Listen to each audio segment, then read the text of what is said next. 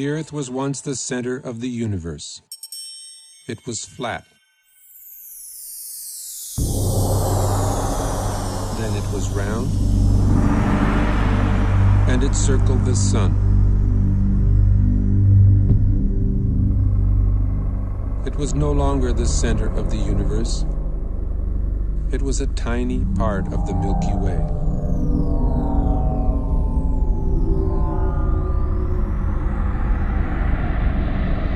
The Milky Way was the only galaxy, except it wasn't.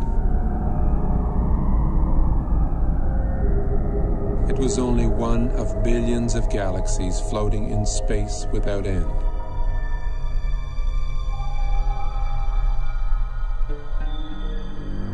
Every single time we think we've got it all figured out, we realize we've merely found another piece of the picture. It is a big picture,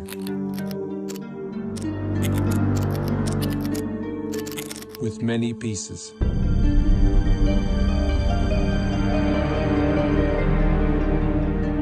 Sir Isaac Newton was the first to state the law of gravity. Eventually, everybody agreed that gravity alone formed galaxies and stars and planets, and that gravity alone holds the universe together.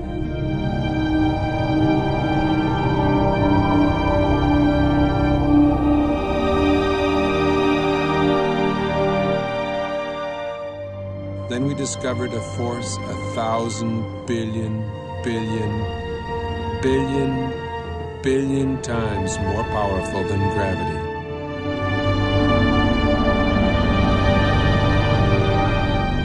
Until recently, we believed that the space between the stars and planets was empty, a vacuum. We now know it is teeming with charged particles.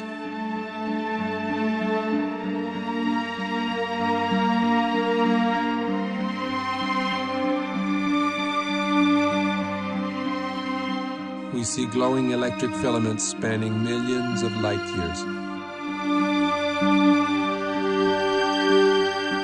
We see stellar and galactic formations shaped by magnetic fields.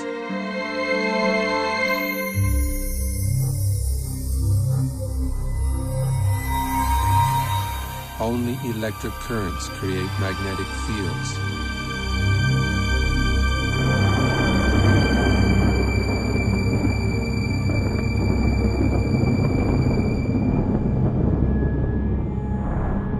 It is possible that the predominant force in the universe is not gravity, but something else.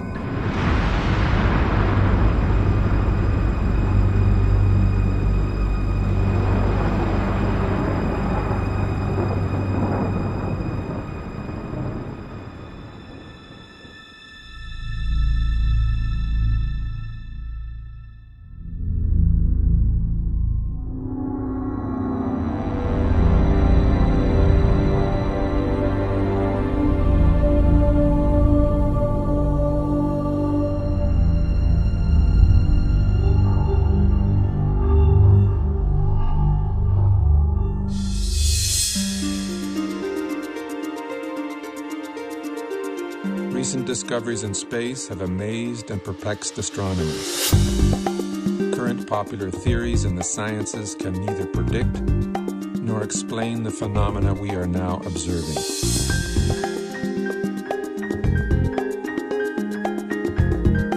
A new theory is being proposed. A theory which can both predict and explain the data coming back from deep space. Its implications are profound and affect all the scientific disciplines. It is in fact a synthesis of the disciplines. A synthesis which has already led to discoveries that link modern astronomy, leading-edge plasma physics, and ancient mythology.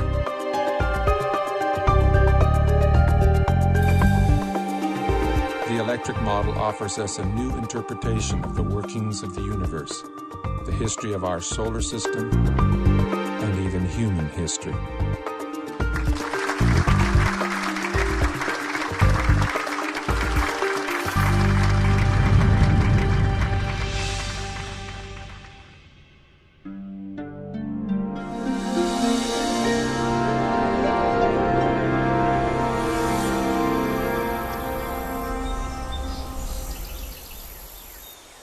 The rise of science was a triumph over mythology, over magic and superstition. That's why the word science today implies reliability. The word myth means fiction, not true.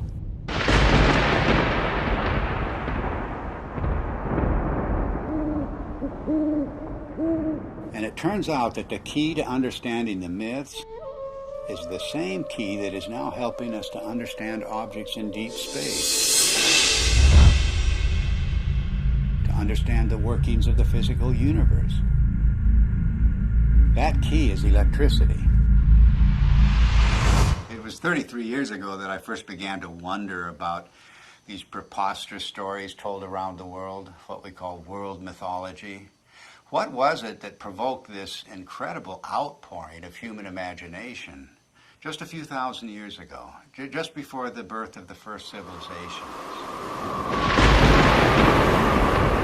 I came to a radical conclusion that the myths arose from extraordinary natural events.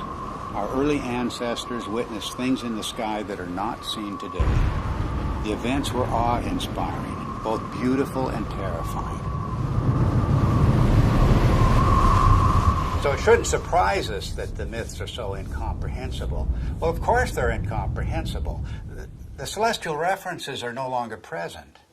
It was in 1994 that I was invited to come to the US to attend a conference which was dealing with the possibility that the ancient sky, as witnessed by our earliest forebears, was different to the one we see today. I'd been interested in this kind of idea because it could only be explained in terms of electromagnetic influences within the solar system. So it came as a bit of a shock and a surprise to see David Talbot showing slides at one of the sessions at the conference, which I recognized immediately as being similar to those of electric discharges in the laboratory.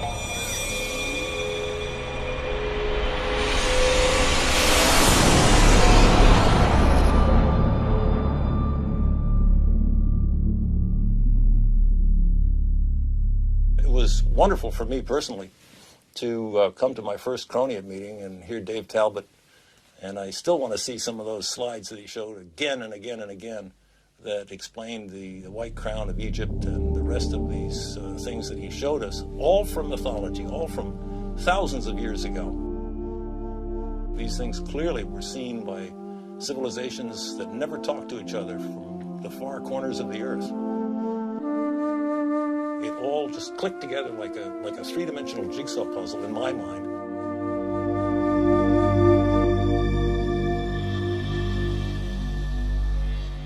A breakthrough for me came when I realized that many different cultures spread around the world use different words, different symbols, different myths to describe precisely the same formations in the sky.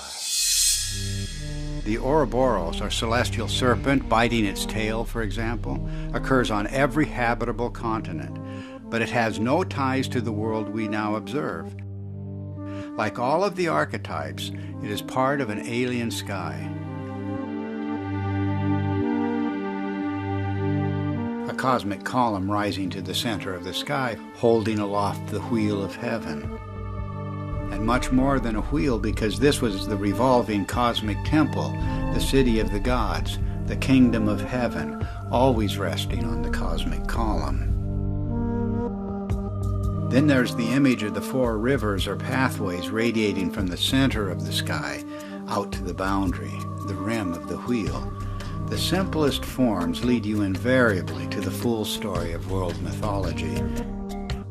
The hero's journey unfolds as the story of the wheel's axle. The mother goddess finds her identity in the star at the summit, the hub and spokes of the wheel.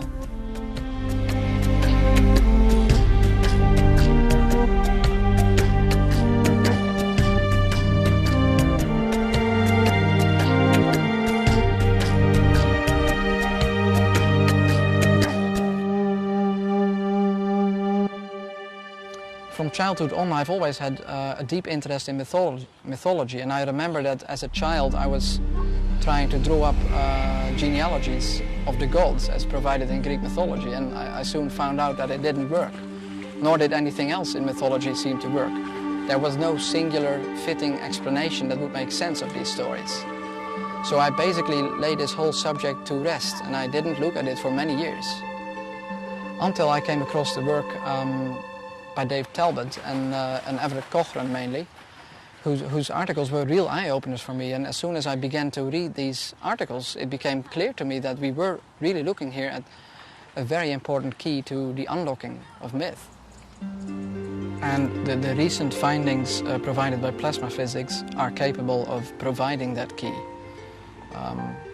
Based on the results we have seen so far in Dr. Perret's investigations with petroglyphs, which he matched successfully to laboratory experiments involving plasma, it has now become crystal clear and I think undeniable that the morphology of plasma as it manifests itself both in the laboratory and in space can account successfully for the major themes in mythology.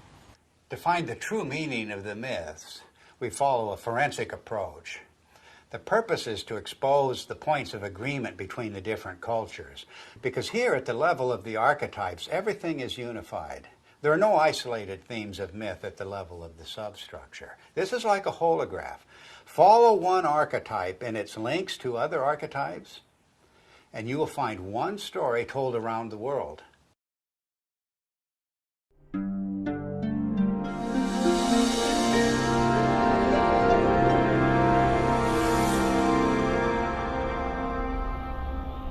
Throughout almost all of history, we have regarded the states of matter as being solid, liquid or gas.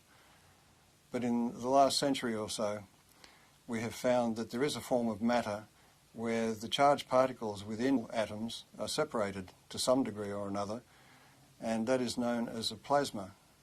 It is the fundamental state of matter. It was not until the second half of the 20th century that we came to realize the role of plasma in the universe. And this has changed the picture of space completely. Not long ago, we thought of the physical universe as being constituted fundamentally of nothing more than atoms and empty space. But a plasma includes at least a percentage of charged particles, protons and electrons, that are not bound to any atomic structure. And plasma is an excellent conductor. Electrons will move efficiently in the direction of charge equalization, and that's an electric current, of course. Now, the reason why we see magnetic fields everywhere we look in space is because electric currents produce magnetic fields, and only electric currents produce magnetic fields. But astronomers working only with gravitational equations did not anticipate the discovery of pervasive magnetic fields in deep space.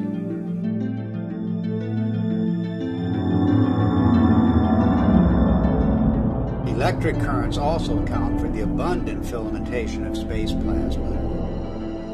First, the electric currents produce the magnetic fields. Then these fields confine the electron flow to narrow paths. Such current paths, or filaments, are called Birkeland currents, named after the pioneer Christian Birkeland. They are typically braided just like the twisted wires of transmission lines on Earth. Well, that's their role in space, to conduct electricity across vast distances, creating the astonishing structures we observe in every direction. None of these structures were anticipated by gravitational theory, and none are indicated by the behavior of neutral gases in a vacuum. In any theory of the universe, plasma is extremely important because it has been found since the space age that it makes up 99.99% of the visible universe. So our inexperience with it on the Earth's surface is rather crippling when it comes to trying to decide on a cosmology to explain the visible universe.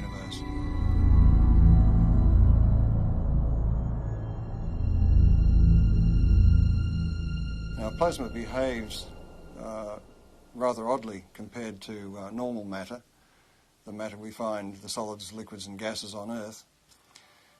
If you look at a novelty plasma ball, you will see that it forms these bright filaments that dart all around inside the globe. And if you look closely at them, you'll see that they're actually twin filaments twisted together. In other words, nature finds it efficient to be able to transfer energy over a distance by twisting two pairs of filaments together. And this is a characteristic of the way plasma carries electric currents in space. And one of the puzzles that has faced astronomers since the space age is the discovery of filamentary structures in galaxies, around stars, even the cometary tails of planets and comets themselves. These filamentary structures have come as a surprise.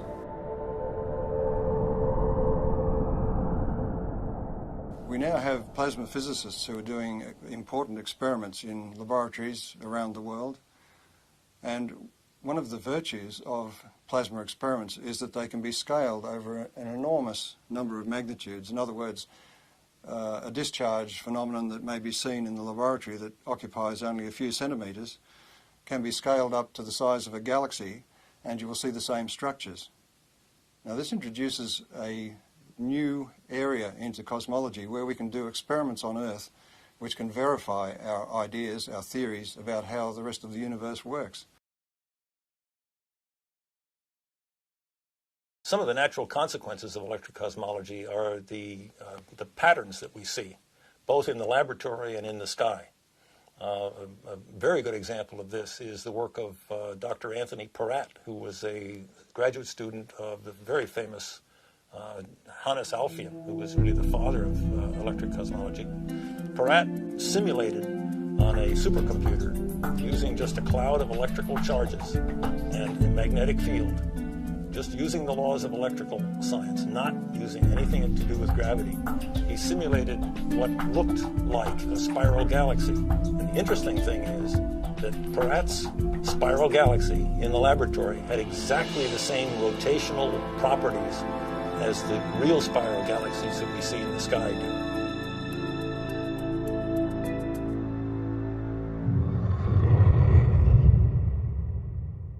Plasma was named by Irving Langmuir because of its lifelike qualities.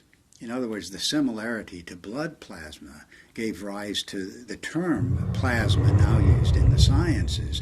Well, this has incredible meaning for us because of the nature of the metamorphosing. The God who is now an eagle, now a serpent or dragon, now a leonine figure with long flowing hair. These figures take on a whole new meaning when we can interpret them with the benefit of plasma science.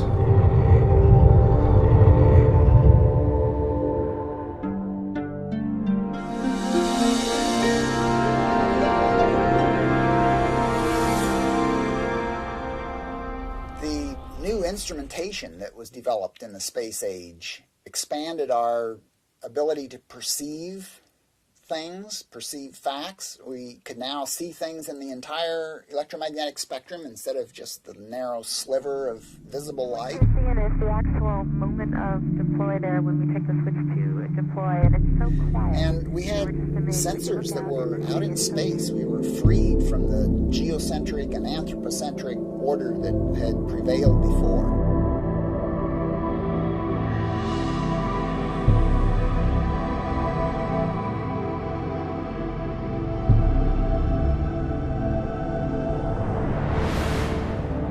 Got a whole new universe, and theoreticians are still trying to look at it through, a friend of mine says they're peering through the wrong end of the telescope and telling us what they imagine they see.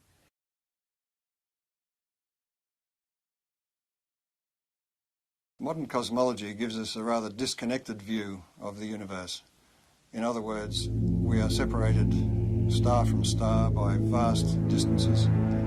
Light takes a long time to travel between stars and across galaxies, and therefore we look upon ourselves as isolated and disconnected.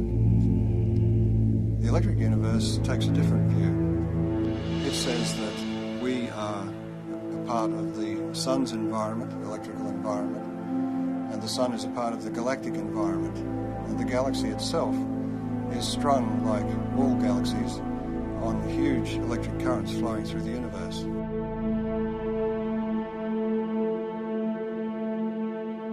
One of the typical questions that plasma cosmologists hear all the time is, how do you know what's out there in space? How do you know there's electricity out there in space? Is there energy out there in space? Why should we consider anything more than gravity?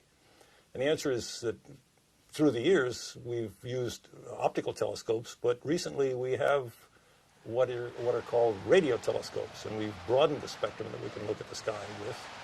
And those radio telescopes can measure electric currents and magnetic fields, and we can determine from those measurements the strength of the electric currents, the strength of the forces involved, and the amount of energy that's stored out there in space.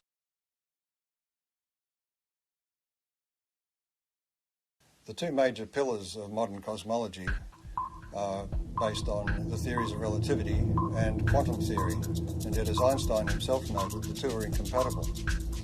And that may be because the theories of relativity deal with matter as if its only consequence is the bending of space. The electric universe, on the other hand, deals with the electrical structure of matter at the subatomic level and then works its way up through living systems, if you like, planets, stars, galaxies, and the entire universe, and shows that it is the electrical structure of matter that forms the amazing shapes we see in deep space.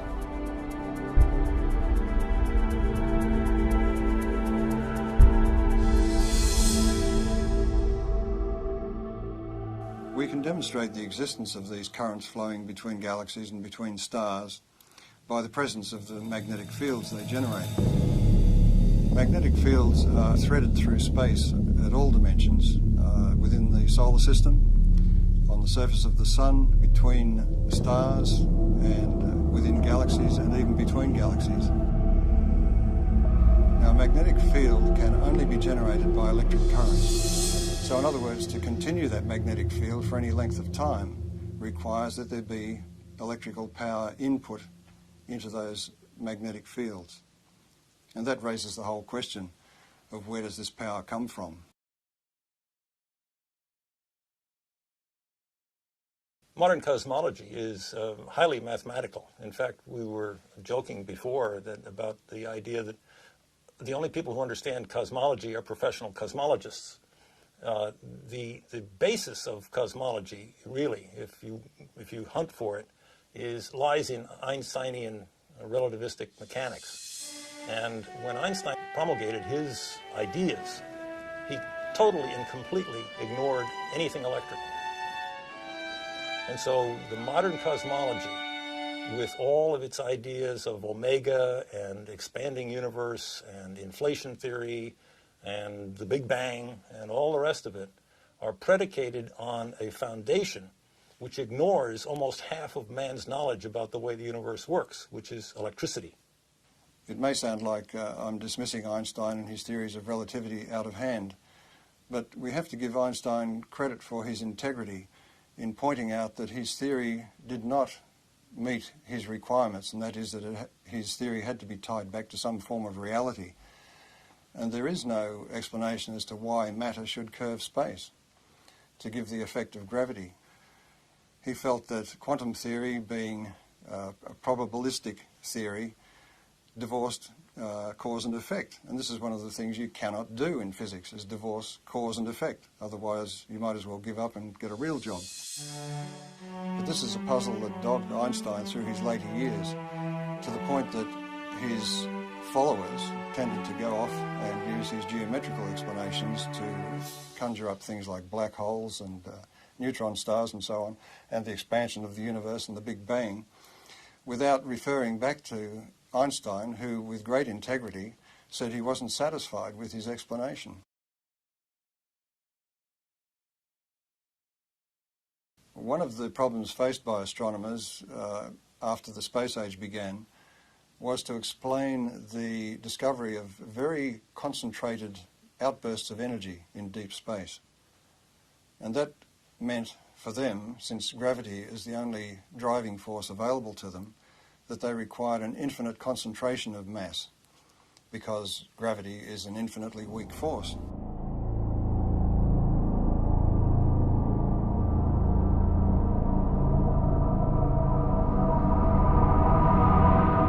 The black hole, as Wheeler originally visualized it, sucked everything, including light, in, and so therefore it was invisible.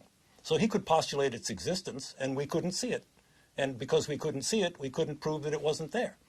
Later on, in order to explain these fantastic emissions of energy from galaxies, it was proposed, and I believe it was Stephen Hawking who did it, that there were various types of black holes, some of which actually then spat matter back out again in jets. Because, why? Because we had observed jets. In the electrical model, it's quite simple.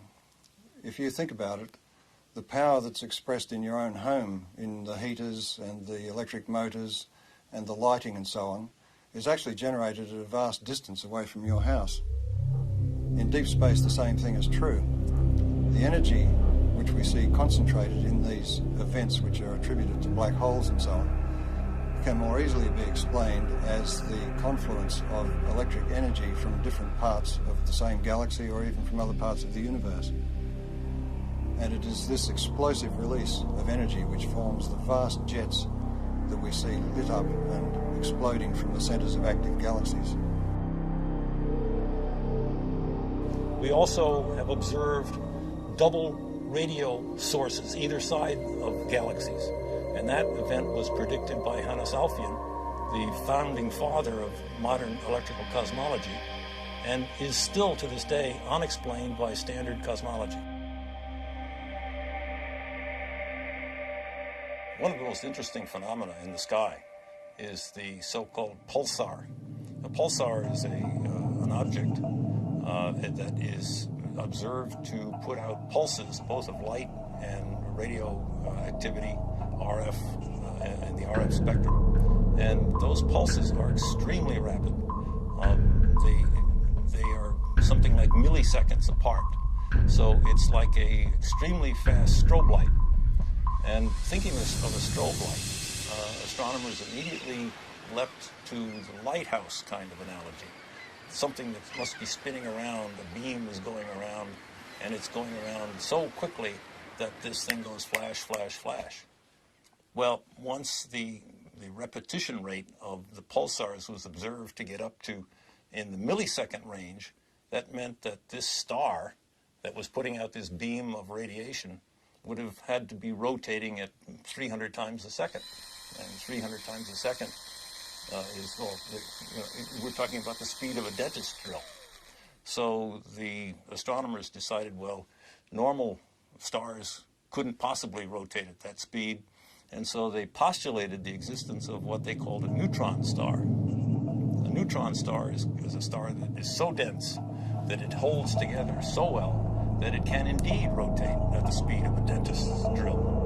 Well, the problem is that in nuclear chemistry, we know that you can't pack neutrons together that densely.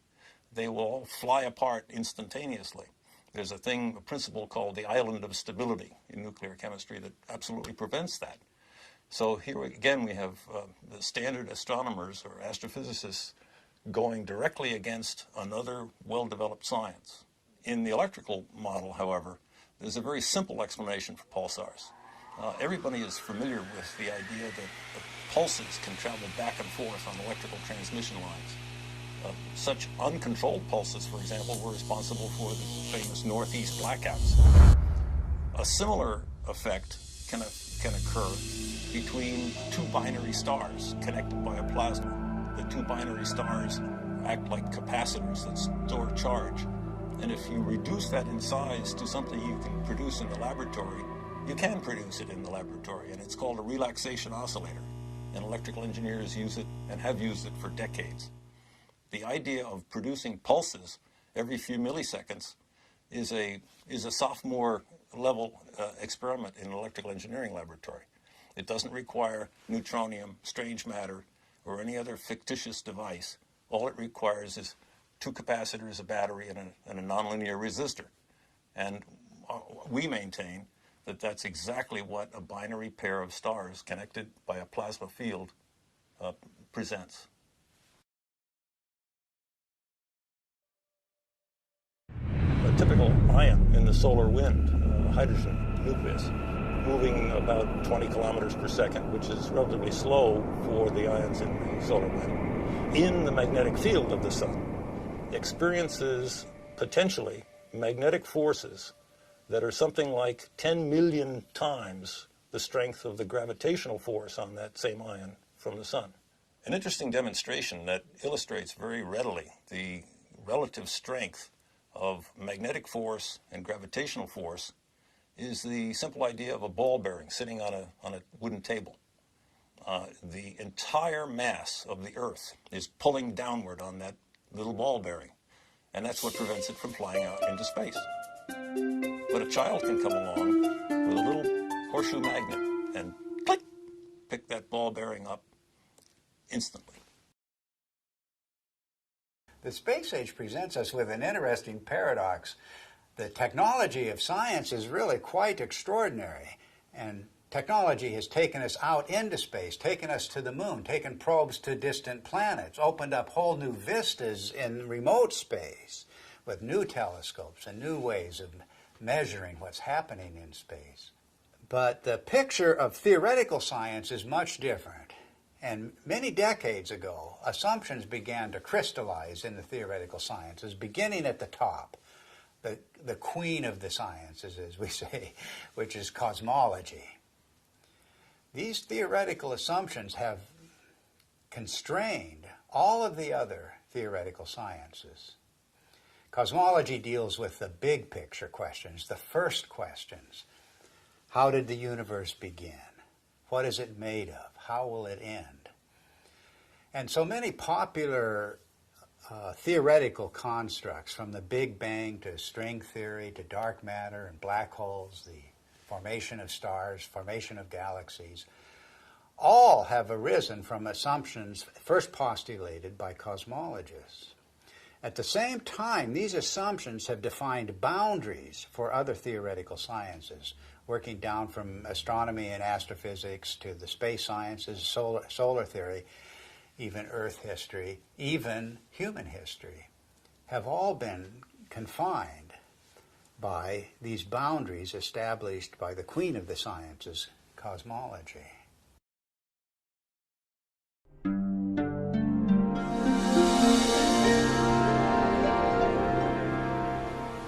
The sun just dominates our sky as the source of light and warmth and life itself on Earth. And this preeminence of the sun is so clear and obvious that it remains a mystery why virtually every ancient culture insisted that before the present sun there was a quite different luminary ruling the sky. The central sun, the superior sun, the best sun, the motionless sun. And all of these cultures, whatever may be the meaning of these traditions, are insisting that the sky has changed.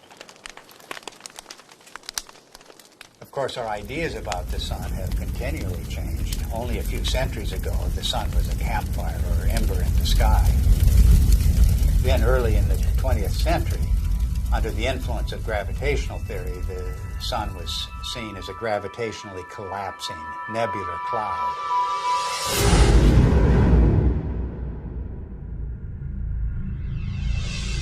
In the atomic age, astronomers began to visualize the sun in terms of a nuclear furnace hidden at its core. But now we're in the age of plasma science, with discoveries of the electric currents in space. And it's inconceivable that these discoveries would not change the picture of the sun again. Plasma cosmologists have been able to demonstrate experimentally and also in the supercomputer that galaxies are an electrical phenomenon, which raises the question about stars, and in particular our own sun, which is the closest star to the Earth, of course. Any theory of the sun has to explain how it could continue to burn for billions of years and also explain its present size based on its known mass.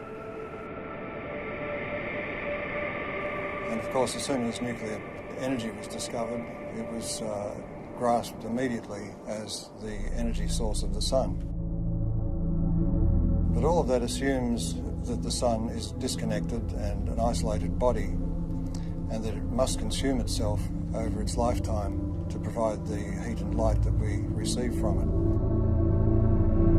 But if the sun is connected to the rest of the galaxy in an electrical sense, it doesn't require to burn itself at all. And the energy that we receive is actually being received from the galaxy, and the sun is acting as a focus for that energy.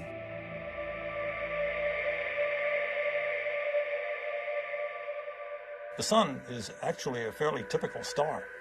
And so if we want to understand stars and cosmology, we really have to understand the sun.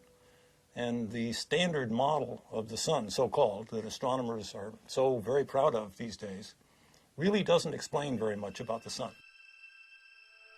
Why is there a corona in the first place? Everybody knows about the corona, the beautiful corona that we see during solar eclipses. Why is it there? It's clearly an electrical phenomenon.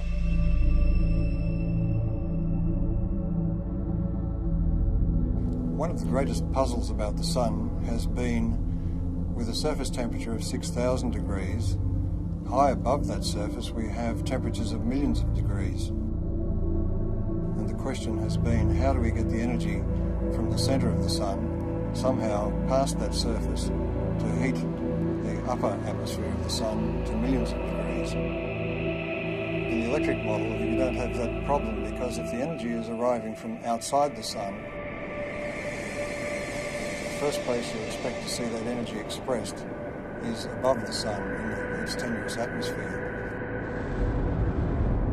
And that is the place where particle acceleration occurs, and the apparent temperature goes very high indeed, up into the millions of degrees.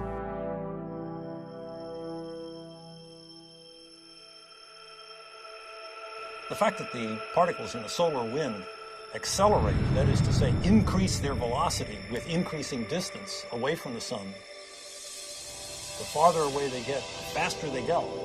And the fact that those particles are indeed charged particles leads me, as an electrical engineer, to come to the immediate conclusion that this is an electrical process. In the solar model, think of the sun as being a positive anode, very high voltage body that obviously would emanate an electric field. And if you put a charged particle in an electric field, it will accelerate. That's the way we accelerate particles here on Earth. It's the way every physicist and electrodynamicist has ever increased the velocity of a charged particle, is put it in an electric field.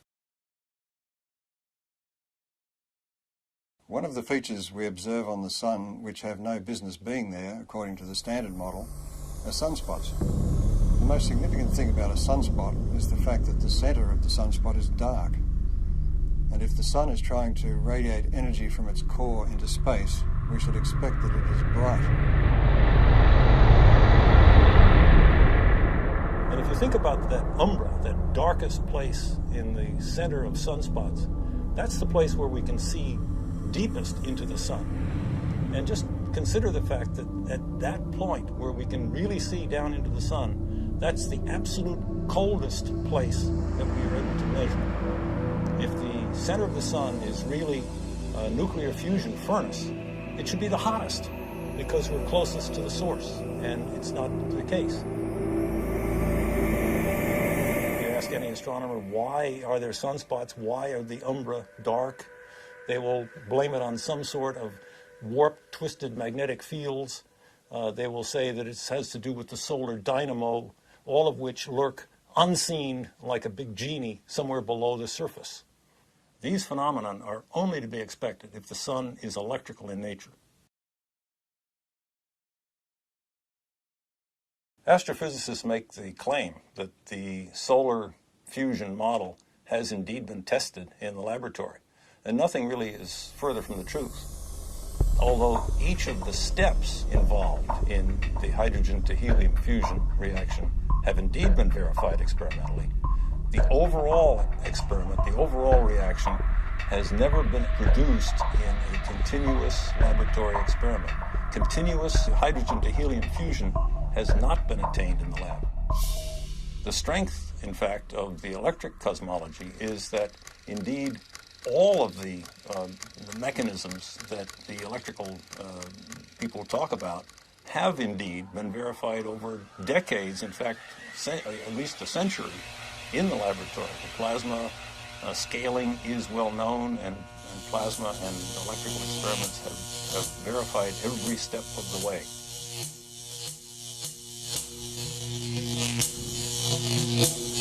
There are any number of observations that have ad hoc present explanations, but really have no explanation in the standard model, and are natural consequences of the electrical model.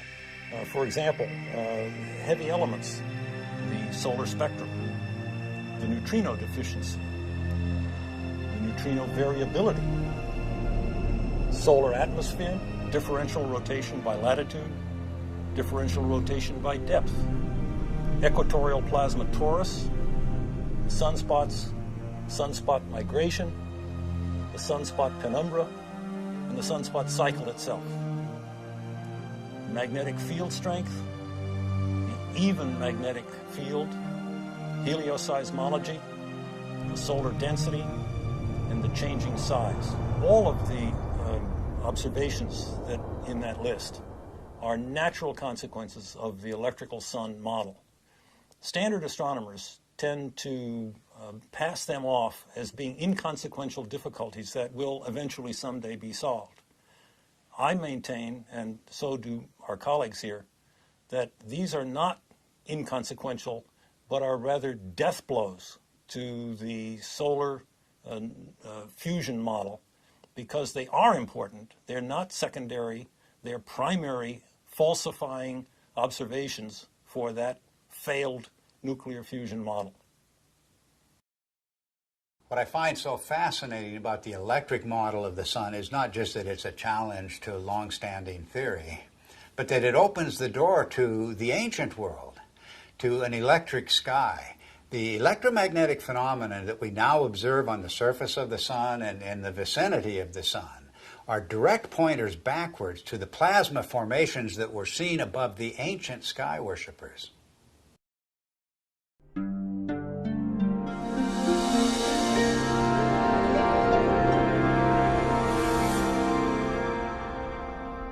Electrical currents in space can either be invisible or they can be visible. If they're very diffuse, in other words, there's very little energy per cubic meter, they will be invisible. But where that energy becomes concentrated, it will begin to glow. And we see this kind of thing in the ion tails of comets, for instance. Where the energy becomes very concentrated, we begin to see arcs and sparks, if you like. Electrical discharge phenomena.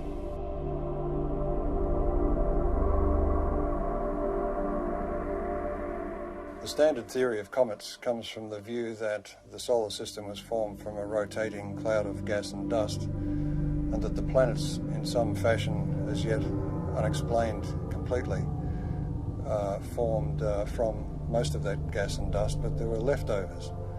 And the leftovers are beyond sight, outside the solar system, in a hypothetical Oort cloud, as it's called. We have no observational evidence for such a cloud.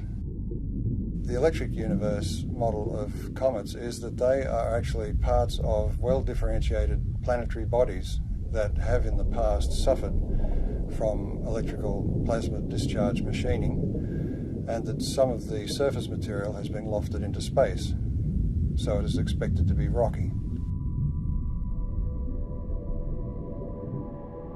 The second thing is that because comets trace an elongated orbit, both away from the sun and towards the sun, in that trajectory, its charge changes, its voltage changes.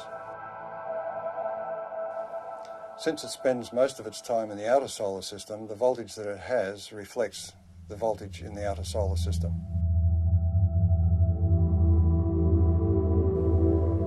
But as it hurtles towards the sun, as it enters towards the Earth's orbit, the voltage is changing rapidly, and the comet has to respond to that by beginning to discharge. And that's where we see the familiar cometary phenomena of the coma and the various tails that it produces. This creates a very distinct difference between the two models, the standard model of a comet, which is supposed to be dust and ice left over from the formation of the solar system, and the electrical model, which says that a comet is an electrical body which begins to discharge as it enters the inner solar system. Ever since we've begun to look at comets in close-up, and Halley was the first one that was observed by several spacecraft close-up, it was found to astronomers' surprise that the material coming off the comet was coming in discrete jets and seemed to be coming from what looked like circular areas on the crater. But the imagery wasn't sufficiently sharp to be able to tell exactly what was going on. This required the standard model to come up with an idea that maybe the surface of the comet is coated in black tarry substance or something which was preventing the material from just evaporating from the surface and forming jets as it burst through the surface. But when later images were looked at as we passed other comets, it was found, to astronomers' amazement, that they were seeing very sharp relief. It wasn't like a melted ice cream, it was looking like a piece of heavily cratered rock. Now this fits the electric model of the electrical discharge birth of such a body. In other words, there's very little distinction between an asteroid and a comet other than its orbit. It was in this context that I looked at Comet Tempel 1, which was chosen as the target for an impact. And the idea was that the impact would create a small crater which could then be photographed by the passing spacecraft, and we could determine whether the material was ice or dust or rock based on the size of the impact crater. It seemed to me that if this comet was a charged body, there would be several other effects that were unexpected. Principally, as a metal copper object approached the comet, there should be an electric discharge to that copper projectile. In other words, there would be an initial flash, and then there would be the impact itself. And the impact, I suggested, would be far more energetic than was expected, because it would tend to concentrate the electrical discharge in the area of the impact, and also it may change the nature of the jets nearby. So it was with great interest I awaited the results of the impact and watched it on television.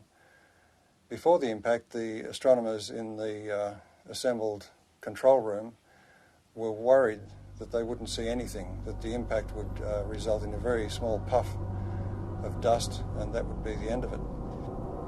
So when the impact occurred, they were surprised by two things. One was that there was an initial flash followed by the main impact, which was so energetic that some of the sensors were almost swamped, and the passing spacecraft was unable to achieve its primary aim, which was to photograph the crater. A part of the surprising brightness of the dust released from the impact with Comet Tempel 1 was due to the fact that it was so intense and so widespread. And one of the initial findings was that it seems to be very finely divided dust. Now this is the same thing that was found at Comet Halley, and it was a surprise then, so it's rather surprising that they are surprised once more. The point is that an electrical discharge on the surface will release material, dusty material, very finely divided. It's a technique that's used in sputtering of metals onto, for instance, astronomical mirrors. So this production of very fine dust is to be expected in the electrical model. But in the standard model, you are asking ices to evaporate or to sublimate, and in doing so to drive off pre-existing dust grains. So there's no way that the dust can be finely divided. It will be in its pristine state. So the production of this great cloud of very fine dust is rather inexplicable in the standard model. The electrical model of comets was driven for several people by Velikovsky's challenge that the solar system had electromagnetic forces to be taken into account. And one of the early pioneers in addressing this issue of are comets an electrical phenomenon was Ralph Jurgens. When he proposed the electrical model of the sun, it implied that all bodies in the solar system must have, to some degree, a cometary appearance or a cometary effect associated with them.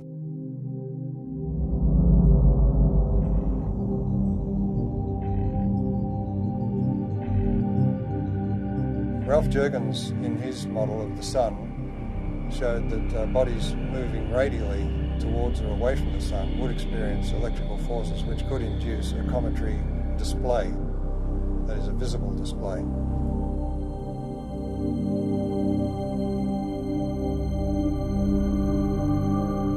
Also working in later years with Ralph Jurgens was Dr. Earl Milton, and he made some predictions and statements about the impact of Comet Shoemaker-Levy 9 fragments with Jupiter.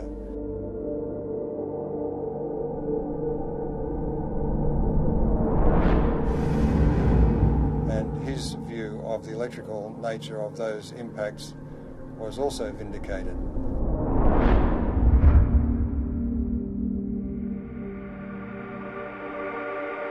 In the electrical model of the solar system, anybody moving away from or towards the sun at any great rate, for example like a comet, will experience electrical effects which result in a cometary appearance, and that could apply to a planet.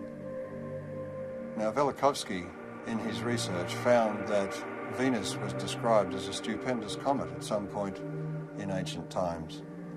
So it was very gratifying for him to be able to announce at the conference in 1974 that astronomers had discovered what they called a cometary tail of Venus. Some years later, it was announced that it was discovered that stringy things were coming from Venus. And of course, this was confirmation to the electrical model because plasma currents flow in strings. This discovery of a cometary aspect of Venus raises the issue of the intense heat we find on Venus. That intense heat is not well explained at all by any idea that the planet is somehow a twin of the Earth's. It raises the distinct possibility that Venus has had a far more dynamic history than we've been taught.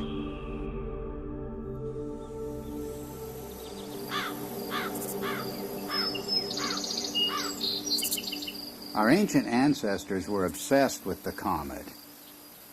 Let the slightest wisp of a comet appear in the sky and all of humanity was thrown into terror. But why was this?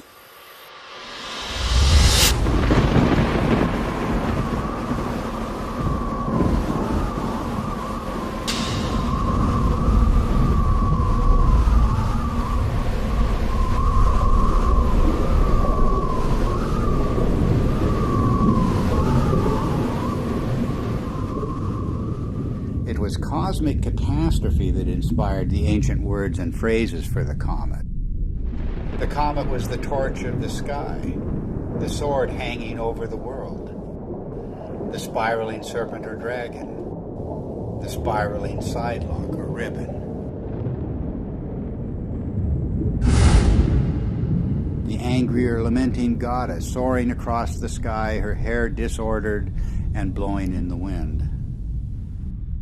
Anyone exploring the roots of the ancient comet fears is going to run into the work of Immanuel Velikovsky, the controversial theorist who suggested that, well, there's a reason for the fears of comets around the world. We experienced this horrific cometary catastrophe. The world was devastated by a comet just a few thousand years ago. And Velikovsky went further. He said that not that long ago, planets appeared in the sky with comet-like attributes. In particular, he named the planet Venus as the great comet of antiquity. Both Walt Thornhill and I disagreed with many components of Velikovsky's reconstruction, but we also felt that Velikovsky had nailed certain principles that can help us to understand the early cultures. In particular, Velikovsky was correct in naming the planet Venus as the Great Comet. And the cometary language of Venus goes far beyond anything that Velikovsky himself published. In every corner of the world, the language of the comet and the language of Venus are identical. Venus as serpent or dragon. Venus as torch of the sky. Venus as long-haired star. Venus as bearded star.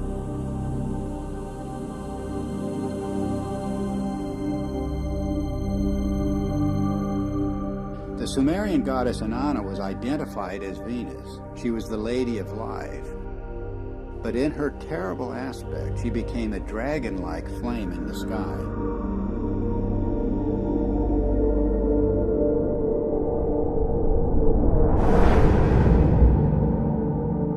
The texts say, like a dragon, you have deposited venom on the land, raining the fanned fire down upon the nation. Inanna became a roaring storm. She devastated the land. Mankind comes before you in fear and trembling at your tempestuous radiance, the texts say. Inanna's Babylonian counterpart Ishtar was also identified as Venus. She was the shining torch of heaven and earth. Furious and irresistible onslaught. I rain down like flames, the goddess announces. The Egyptian goddess Sekhmet has the same attributes. She takes the form of the fiery Uraeus serpent. She becomes a flame of fire in her tempest, a star scattering its flame and fire. Sekhmet herself says, "The fear of me is in their hearts, and the awe of me is in their hearts. No one at all can approach her," the coffin texts say. The streams behind her are flames of fire. The astonishing fact is that goddesses everywhere exhibit this terrifying and cometary aspect. The Canaanite Inat, the Hindu Kali and Durga, the Greek Aphrodite, Athena, Medusa, and countless others.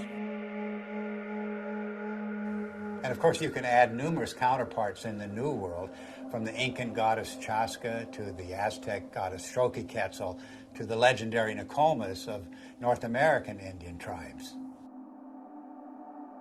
The serpent or dragon is an unexplained mythical archetype. There's nothing like it anywhere in the biological world. And yet the same recurring features will be found in cultures the world over. The dragon's disheveled hair and shaggy beard. Its knotted aspect, and its worldwide appearance as entwined twins.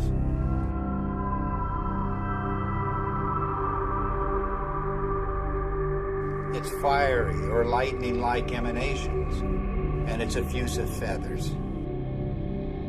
In all of the ancient serpent or dragon images, it's the luminous, filamentary, braided, spiraling, metamorphosing, and destructive aspects that stand out. The very traits of high-energy plasma discharge.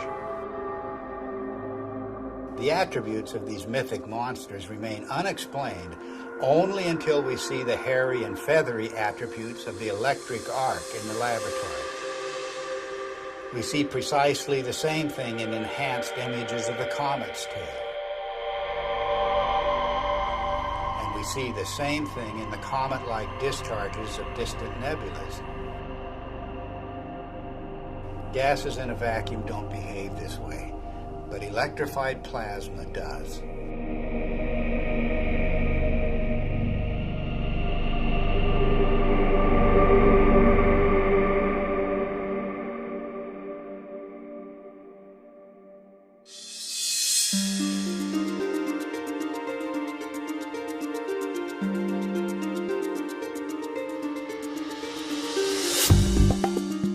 recent discoveries about the comet have astonished astronomers.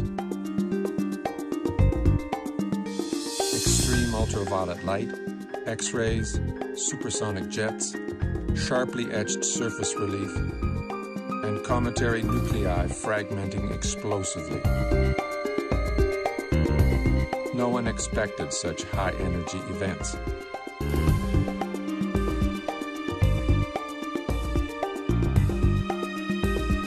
The electric model proposes that the comet is a charged object moving through an electric field. This would explain these phenomena. But what is creating the electric field? Suddenly, everything changes.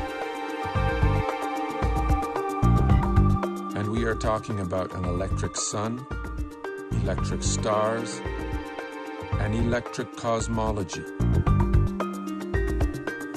and a whole new way of looking at how the universe works.